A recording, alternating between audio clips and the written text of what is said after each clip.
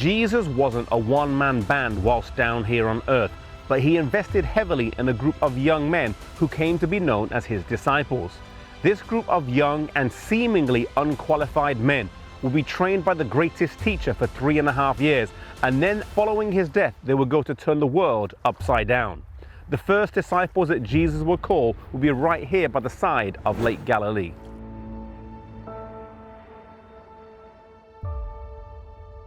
Shortly after Jesus' temptation in the wilderness, he was back in the area teaching people near the lake. He saw 2 boats just offshore, but the fishermen were not in them. Rather, they were cleaning their nets on the shore. Seeing one of the boats belonged to Simon Peter, Jesus asked him if he could get into the boat and preach from the boat. As Jesus finished his preaching discourse, he told Simon Peter to push the boat out to sea and cast his nets into the water. Peter was a fisherman by trade. He had learned it growing up, and he knew when was the best time to fish. He said they had fished all night, and he knew that nighttime was the best time to fish. The waters of the Sea of Galilee are very clear, so nighttime was best so the fish couldn't see the nets. Nevertheless, he said to Jesus, "At your word, I will cast out the net." He trusted Jesus had a superior knowledge despite his better experience.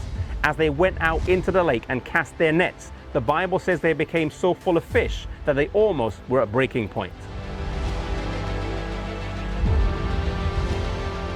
Calling their companions for help, they reached the shore, and Jesus called Simon Peter and his brother Andrew, saying, "Follow me, and I will make you fishers of men."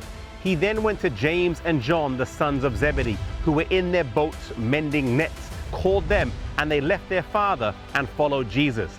Each of these men had occupations, responsibilities, and no doubt people who were dependent on them, but they left all to follow Jesus. The next disciple to be called was Levi Matthew, and he was a tax collector, the most hated profession amongst the Jews, for he worked for the Romans. Tax collectors were a constant reminder to the Jews that they were not independent, and they were often extortioners taking more money for their own profit. Jesus, though, saw one such man and called him to follow him, and he did. This created huge interest and indignation that a religious leader would use a tax collector as one of his closest confidants.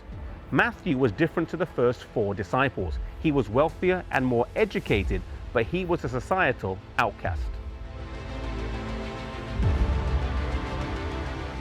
None of the men that Jesus called were considered qualified by the schools of the day.